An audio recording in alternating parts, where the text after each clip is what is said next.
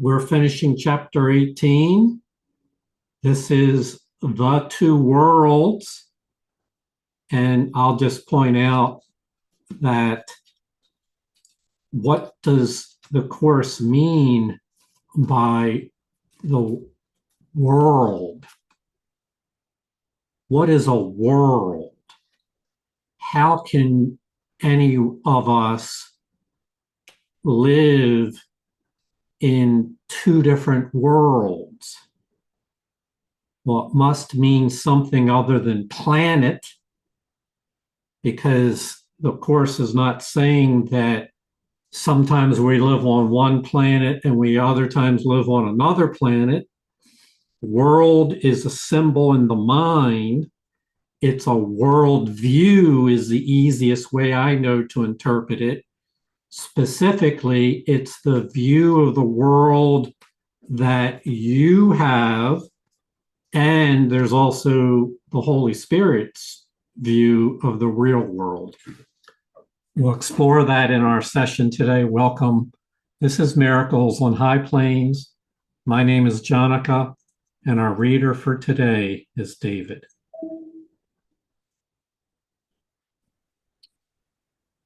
You have been told to bring the darkness to the light and guilt to holiness. And you have also been told that error must be corrected at its source. Therefore, it is the tiny part of yourself, the little thought that seems split off and separate, the Holy Spirit needs. The rest is fully in God's keeping and needs no guide. Yet this wild and delusional thought needs help because in its delusions, it thinks it is the Son of God, whole and omnipotent, sole ruler of the kingdom it's set apart to tyrannize by madness into obedience and slavery. This is the little part you think you stole from heaven. Give it back to heaven. Heaven has not lost it, but you have lost sight of heaven. Let the Holy Spirit remove it from the withered kingdom in which you set it off, surrounded by darkness, guarded by attack, and reinforced by hate. Within its barricades is still a tiny segment of the Son of God, complete and holy, serene and unaware of what you think surrounds it. I love that last line. Within you is the Son of God, unaware of all those illusions that were made to be significant by our unconscious mind. So we've identified the tiny part of yourself that seems split off and separate, which is not, whoops, meant to turn my pointer on here, seems split off and separate. That's the part the Holy Spirit needs. This journey is entirely about our willingness to recognize the little part that's separate and turn it over to the Holy Spirit. Be you not separate, for the one who does surround it has brought union to you, returning your little offering of darkness to the eternal light. How is this done? It is extremely simple, being based on what this little kingdom really is. The barren sands, the darkness, and the lifelessness are seen only through the body's eyes. Its bleak sight is distorted, and the messages it transmits to you who made it to limit your awareness are little and limited, and so fragmented they are meaningless. Mm-hmm. So it refers to that little thought in the little part of your mind as the tiny kingdom, the little kingdom. That's different from the holy kingdom. That's the kingdom, quote, in quotes, of the ego in your mind, who wants to rule over your mind. And The messages it transmits to you, these are your thoughts, these are your feelings. They arise as attitudes or impressions. They are instinctual. They arise quickly and without thought or reason. And they would retain your sense of littleness if you attend to them. And they are, but they make no sense. They don't add up. They are so fragmented, they are meaningless. They're not a part of a grand narrative. They're a part of a piecing together of little snippets of thoughts and feelings and ideas that have no relationship to reality. I want to depart for just a moment from our reading to ask something of each of you. And that something concerns workbook lesson 13, which many of you who are doing the daily lessons according to the calendar will encounter this lesson in several days from now. So this is not something that has to be done today, but when you get to it. And the assignment is, please send me an email. And in that email, describe for me what the following passage means to you and how can you apply it to your life this year. And the following passage is a single sentence from the third paragraph of workbook lesson 13. You'll find it when you get there. It is essential. If you're going to do this course, this is essential that you learn to recognize the meaningless and to accept it without fear. Otherwise, the meaningless will cause us to react with fear and we'll just get caught up in the illusion. So at some point in the next week or so, please send me an email with your description of what that means to you and how can you apply it to your life. If there's any questions about that, let me know. Otherwise, we're going to go on. So we just read a moment ago that these little thoughts from the ego are so fragmented that they are meaningless. David? From the world of bodies made by insanity, insane messages seem to be returned to the mind that made it. And these messages bear witness to this world, pronouncing it as true. For you sent forth these messengers to bring this back to you. Everything these messages relay to you is quite external. There are no messages that speak of what lies underneath, for it is not the body that could speak of this. Its eyes perceive it not. Its senses remain quite unaware of it. Its tongue cannot relay its messages. Yet God can bring you there if you are willing to follow the Holy Spirit through seeming terror, trusting Him not to abandon you and leave you there. For it is not His purpose to frighten you, but only yours. You are severely tempted to abandon Him at the outside ring of fear, but He would lead you safely through and far beyond.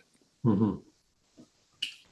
Understanding this paragraph is vital to understanding the section that we're reading today. And there are two things I want to point out to you that will anchor your understanding. First of all, we talked about the messages, thoughts, feelings, impressions, attitudes, even images that arise in your mind.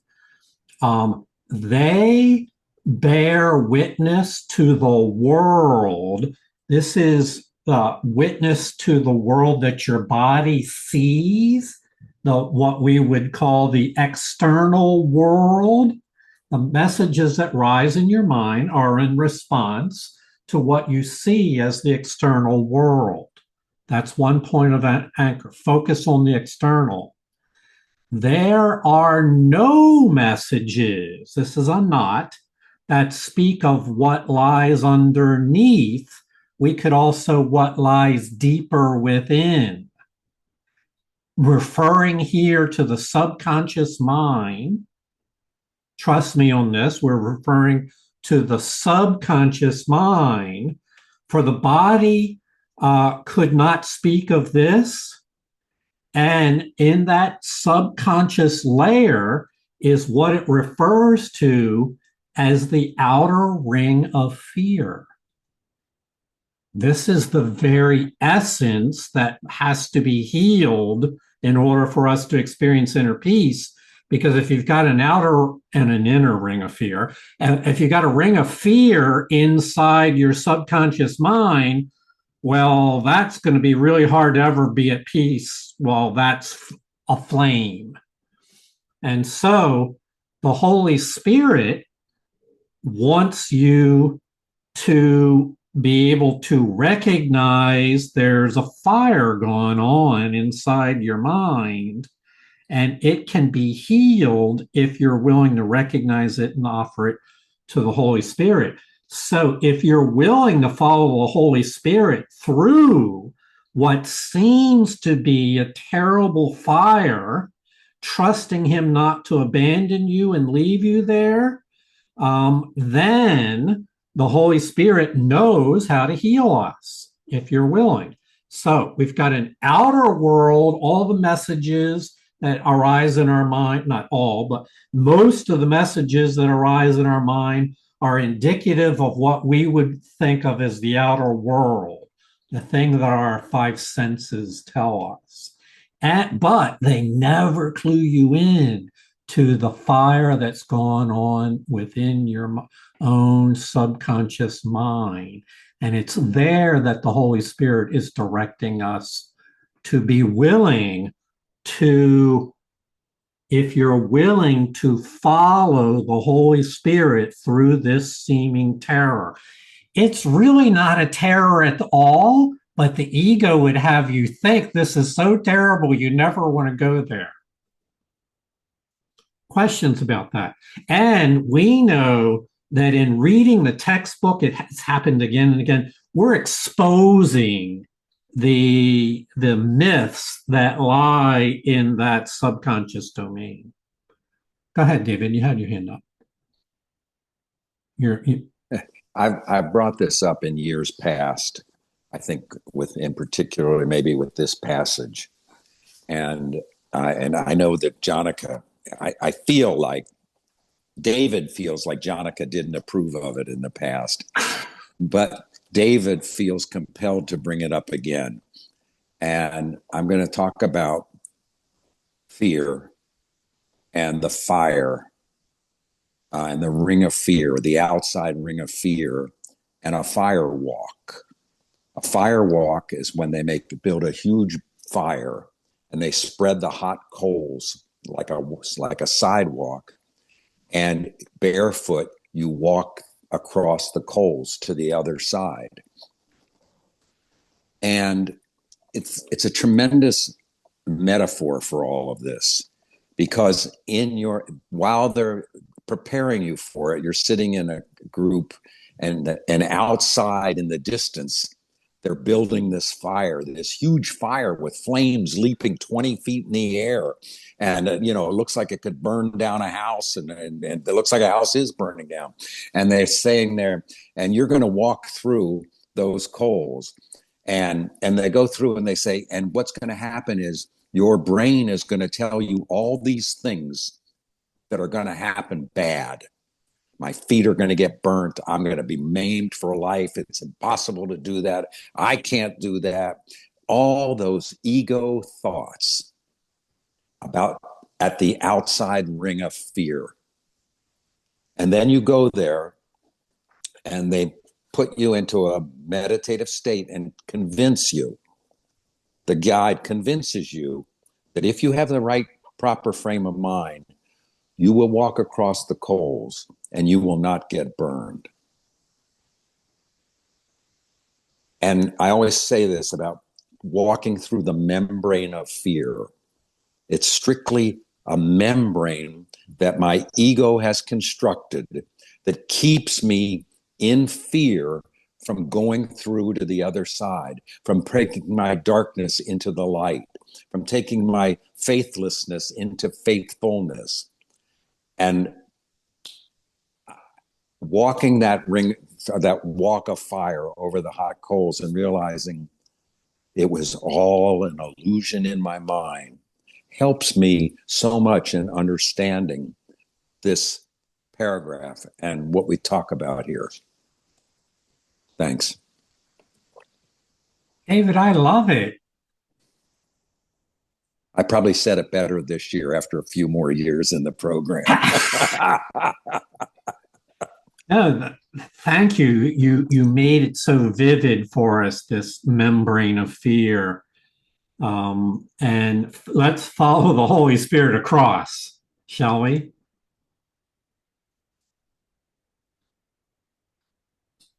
The circle of fear lies just below the level the body sees and seems to be the whole foundation on which the world is based.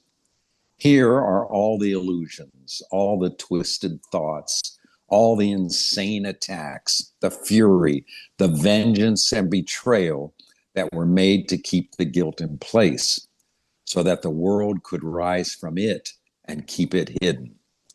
Its shadow rises to the surface, enough to hold its most external manifestations in darkness and to bring despair and loneliness to it and keep it joyless.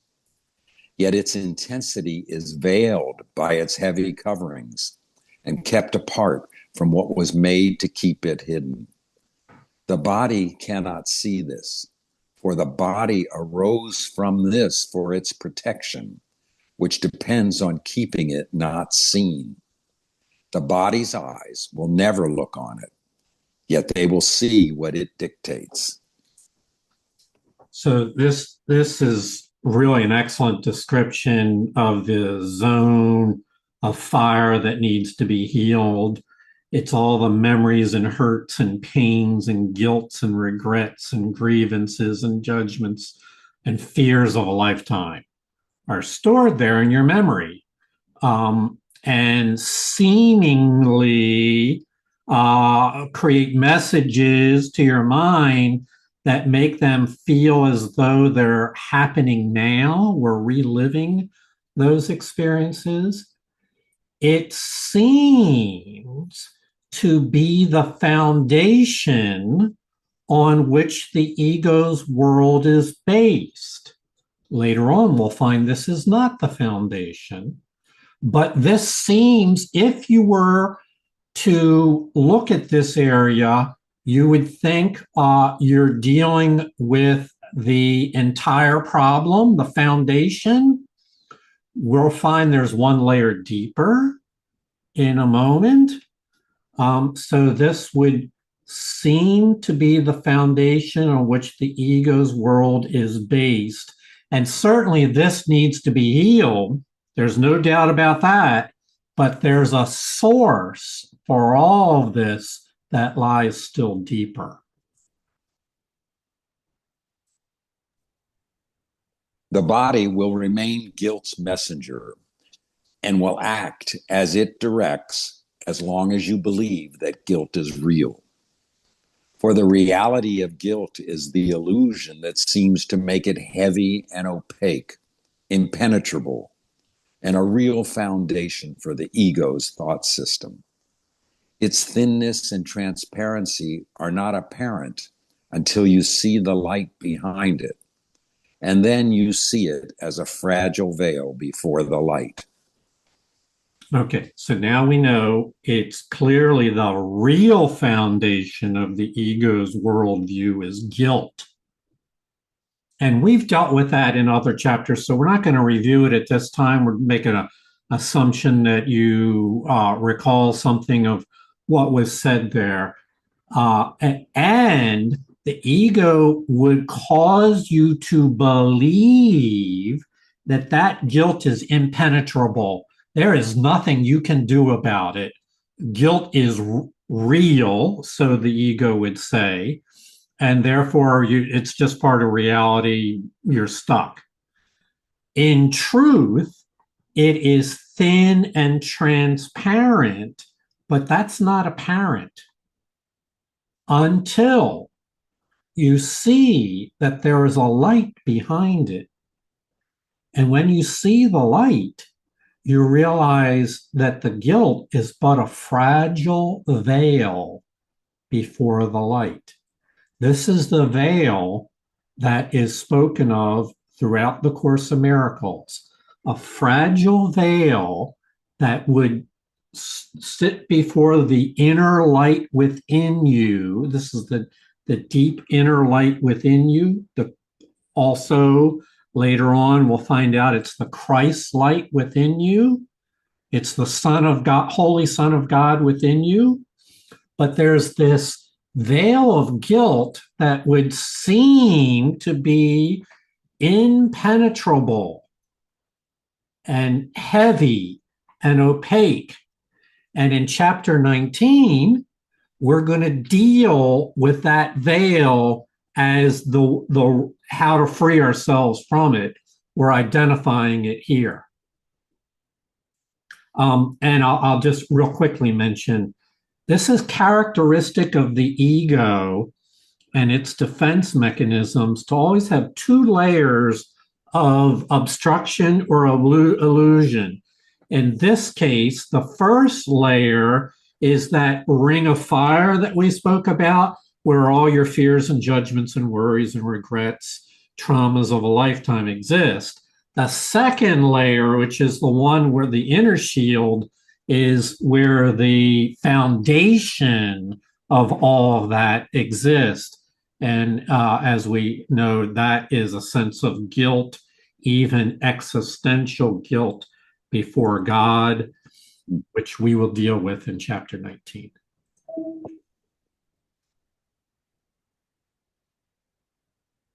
This heavy seeming barrier, this artificial floor that looks like rock, is like a bank of low, dark clouds that seem to be a solid wall before the sun.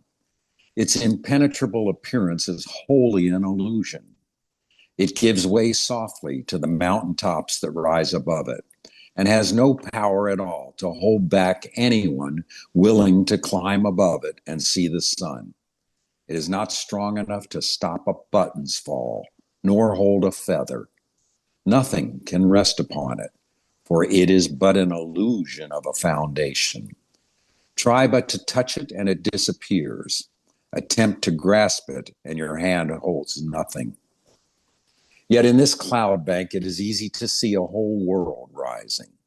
A solid mountain range, a lake, a city, all rise in your imagination.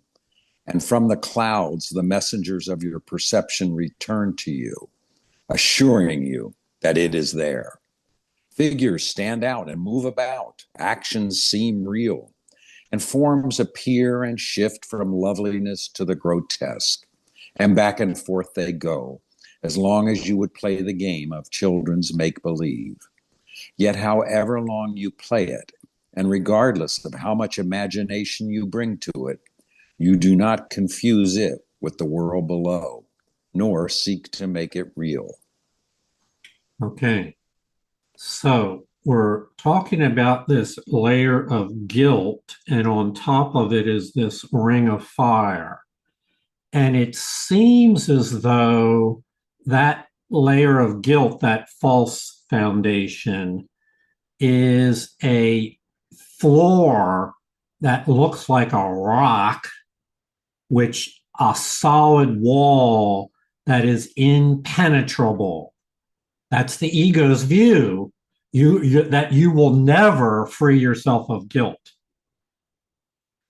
In reality, to the Holy Spirit, it's an illusion and it's flimsy and transparent and can easily be dismissed in the hands of the Holy Spirit. And this is where we are being called to recognize ourselves that the foundation of the ego's entire worldview is a false foundation. It makes no sense. And this is the way the Holy Spirit views it. And once you join with the Holy Spirit in recognition that the ego's foundation and the entire narrative in the ring of fire, all of that is but made up or an interpretation whose basis is faulty, then in one fell swoop, you can dismiss the entire thing as being meaningless. And that means that those messages that spring up into your conscious mind from the ring of fire, the regrets and the fears and the grievances and the pains and judgments and traumas and memories, all that is false as well. My meaningless thoughts are showing me a meaningless world. And a meaningless world engenders your fear. It's essential that you learn to recognize that these meaningless thoughts have no power.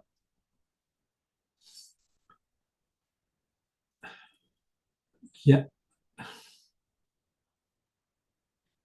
However long you play there, however, you're going to remain confused by them. So, David, what are we going to do? So should it be with the dark clouds of guilt, no more impenetrable and no more substantial. You will not bruise yourself against them in traveling through. Let your guide teach you their insubstantial nature as he leads you past them, for beneath them is a world of light whereon they cast no shadows. Their shadows lie upon the world beyond them, still further from the light. Yet from them to the light, their shadows cannot fall. This world of light, this circle of brightness is the real world, where guilt meets with forgiveness. Here, the world outside is seen anew, without the shadow of guilt upon it.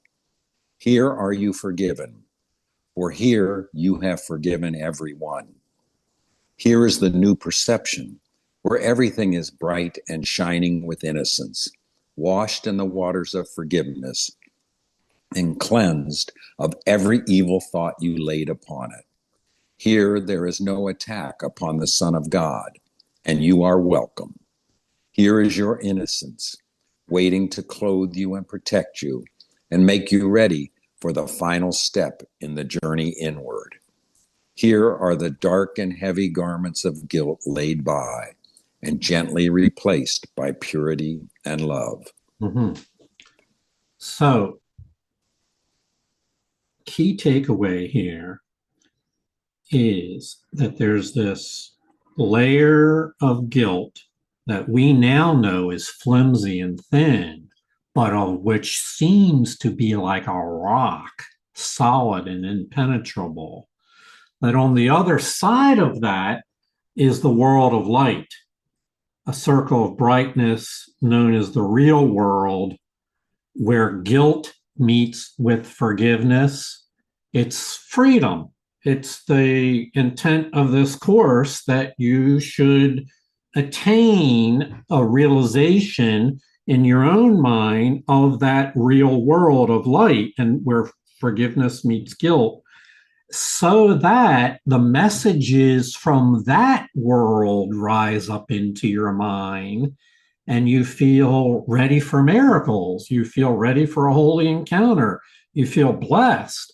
You feel ready to help and heal in this world. And so here you are forgiven. And here you have forgiven everyone. This is the new perception or the holy perception that is being offered by this program. And this, I'm really aware of it as we're reading together here. This is the perfect intro to chapter 19 because they're encouraging us to let our guide teach you how insubstantial is this rock of guilt as he leads you past them into the world of light beyond. It's a message that you can trust the Holy Spirit to take you on this fire walk. Thank you, David, for that visual metaphor there. It's a fire walk that the Holy Spirit is leading us to, and on the other side is the world of light where guilt meets with forgiveness. Yet even forgiveness is not the end. Forgiveness does make lovely, but it does not create. It is the source of healing, but it is a messenger of love and not its source. Here you are led that God himself can take the final step unhindered. For here does nothing interfere with love, letting it be itself. A step beyond this holy place of forgiveness, a step still further inward, but the one you cannot take, transports you to something completely different. Here is the source of light, nothing perceived, forgiven, not transformed, forgiven nor transformed, but merely known. Mm-hmm. So it's been said many times on the other side of the firewalk, that's not the end of the journey for the rest of eternity. It is the undoing of the world of guilt and fear, which is necessary, but it's not the final step. God himself will take the final step. The end at the other side of the firewalk is the state in which you are ready for God to take the final step.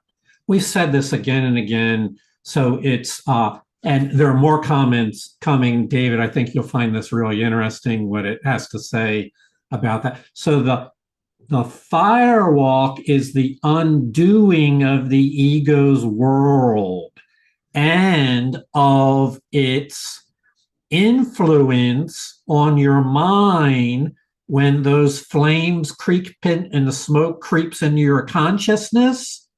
That influence is a barrier to the awareness of love. We have to get beyond that, so to speak, where the fire goes out and it's no longer interfering. And when we do get beyond that, we will reach the place of forgiveness, which is step 2. Step 1 is where you're standing in front of the fire completely overwhelmed with fear.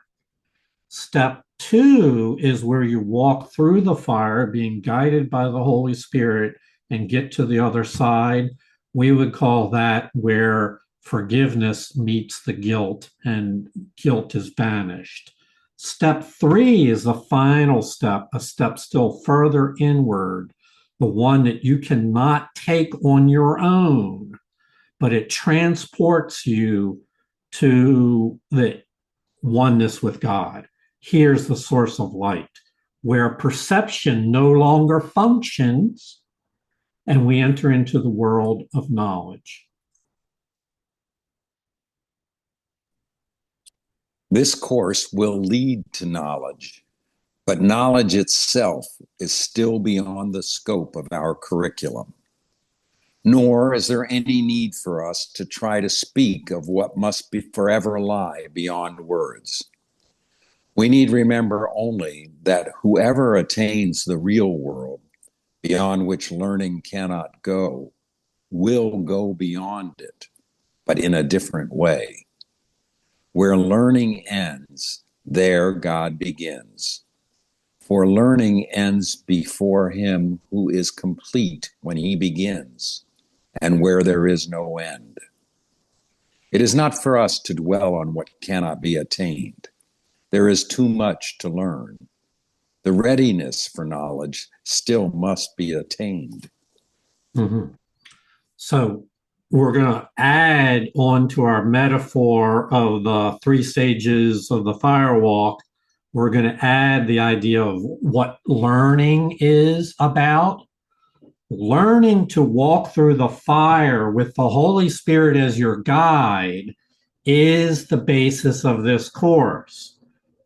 And it is possible for us to reach the other side where learning is complete, where forgiveness is complete, where we forgive everyone. That's the goal of this course. Beyond that is another step in which you cannot learn. It's not something that you learn at all. That's not the method employed. It is the stage of knowledge which cannot be learned. It's the mind of God. You can't learn it. How long is it going to take you to learn the mind of God? An infinite, if you could, an infinite amount of time because it's infinite.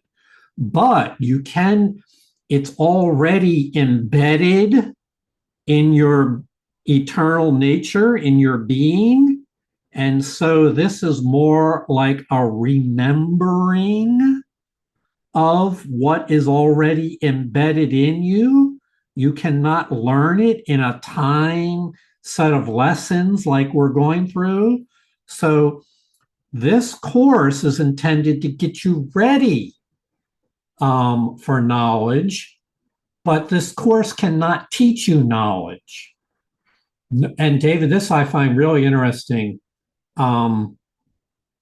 is where it says, it's not for us to dwell on what cannot be attained, which is knowledge. What's that all about? Let's go leap ahead and explore what knowledge must be. Well, the course takes a more pragmatic view so that rather than dwelling on what is final and ultimate, it focuses instead on what we can learn to do now in time in order to get through this fire walk. And I find this, I have come to find that this is an immensely useful approach. And I'm reluctant to say, but it could be that attempting to leap into knowledge is a type of spiritual bypass. That one where the fire is still burning and we haven't walked the fire yet, but we're going to study knowledge and use that language and assert all those absolutes are true for us, is a type of bypassing the spiritual work. And so the learning, there's too much to learn right now. That's where this focus of this course is. And I, for one, because I was exposed to the teachings about knowledge long ago, many of the Hindu and Buddhist masters speak of this, and it's very exciting, promising. But I, for one, am grateful to be focused on the world of learning, to go through the fire with the Holy Spirit as guide and realize that the entire basis of my fearful world was illusory and unfounded.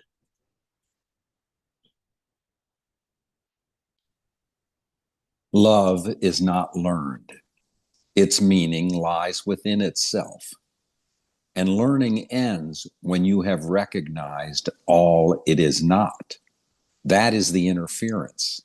That is what needs to be undone. Love is not learned because there never was a time in which you knew it not.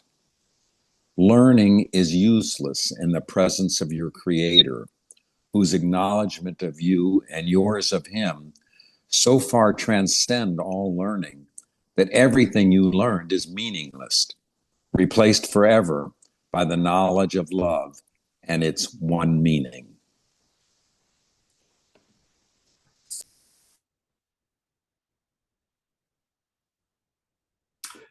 So,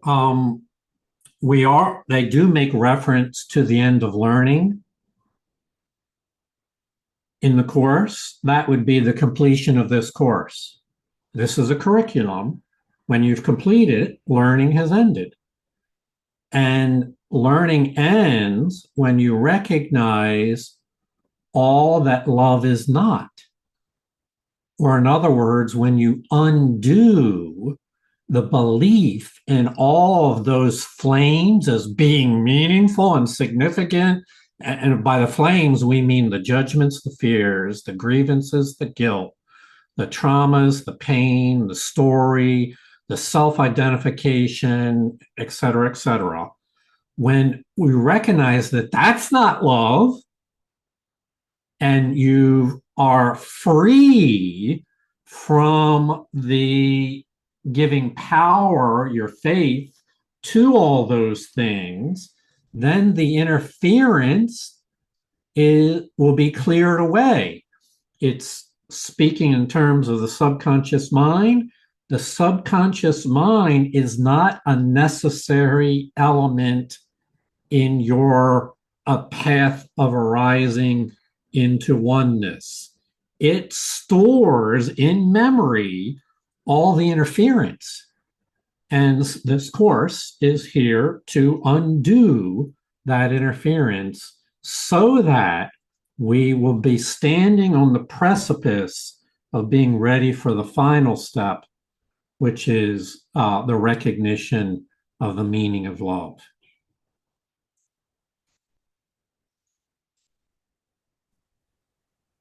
Your relationship with your brother has been uprooted from the world of shadows. Hold on, I lost my place.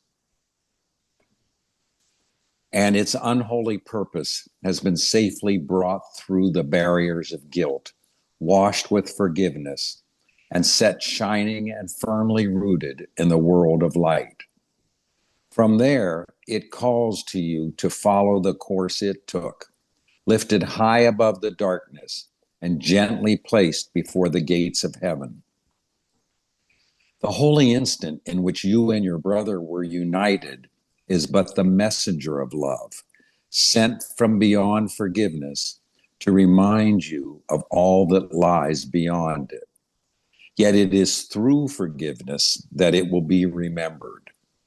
And when the memory of God has come to you in the holy place of forgiveness, you will remember nothing else. And memory will be as useless as learning, for your only purpose will be creating.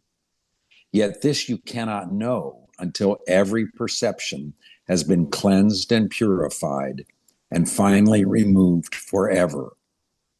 Forgiveness removes only the untrue, lifting the shadows from the world and carrying it, safe and sure within its gentleness, to the bright world of new and clean perception. There is your purpose now, and it is there that peace awaits you. So, using our metaphor, based David's story of the firewalk, and you, let's talk about the moments before you walk over the hot coals. During those moments, can you imagine all your relationships being based on the feelings you have right before you walk over those hot coals? The terror in your own mind and trying to relate yourself to family and friends and others with all that going on within you? Well, the Course paints a picture And two worlds, that's one world. The other world is you've gone through the firewalk and reached the other side where guilt is no more and all the illusions of the world of fire are now seen for what they are. And now you're on the other side. That's where your relationships with others are free. That's where you know that you are not bound by the ego. It speaks of it here with the relationship to your brother, the holy instant in which you and your brother were united. It's being on the other side where forgiveness dwells. It's through forgiveness that you remember who you are. You remember your relationship with the Creator and with all the members of creation. That's where the holy instant, that's where the miracles are abundantly rich, because you're no longer terrified at the idea of what's in front of you in that firewalk. And so that's the other side. We call it the holy place of forgiveness. And in that state, all past stories and concerns, regrets, grievances, fears, and judgments are forgotten. You'll remember nothing else, and all those memories will be useless. For your only purpose will be to serve as a messenger of light, not of fear, not of illusions, not of guilt. And this is the state the Holy Spirit is working on, where every perception has been cleansed and purified and finally removed forever. Meaning that all your interpretations about yourself, about the world, about others, about God, about the experience of death, all of that will have been cleansed of its fear. Can you imagine how free that leaves you to relate in light and in love to others? And so it's the bright world of new and clean perception. Now notice the final statement here. This bright world of new and clean perception, where we relate to life, our brothers in creation, in terms of being free. This is your purpose now. When does your purpose arise? It arrives in the now, in the holy instant, not in the future, not in the past, but in the now. For this is where peace awaits you. It does not await you when you're standing in front of the flames thinking, what is going to happen to me when I walk on those coals? That's not where your peace is. That's not where you're free. That's where all of your lifetime of fears are going to be percolating through you. So, what's ahead? We have to allow the Holy Spirit to guide us over these hot ring of fire. And chapter 19 seems to me, chapter 19 discusses what that looks like. So stay tuned. And be not afraid, for it never really was a danger. The Spirit, your guide across these firewalk, this ring of fire, is got your back, is got your safety in mind, is assured that you will not be harmed. Okay, any comments or questions here? That's as far as we're going to read. Let's see. Some people have asked me to, if I would put together a summary. There's a bunch of different ways in which to summarize any chapter in the course. And this is one. Susie says she likes the verbal format where it's not as distracting. Some people that works very well for. That also I've become enamored with the ability using AI to create a picture graph of that journey. I'm not making a judgment of which one's better, just saying these are aids to help us read, to help us learning aids. And we all learn according to the things that we most respond to. And so hopefully you'll find them helpful. So thank you all. I feel really thrilled that here at the beginning of this new calendar year, we have in front of us this opportunity to free ourselves from the terror that the ring of fire seems to hold. And we can go through this with a holy guide that knows exactly how to care for us and ensure our safety. So that's next. Thank you for your attention. Thank you all for your participation. David, thank you so much for your reading.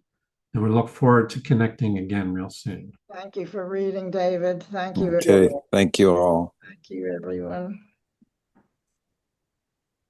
Thank you, Jonica. Thanks, David. Thanks, Jonica. Peace and love.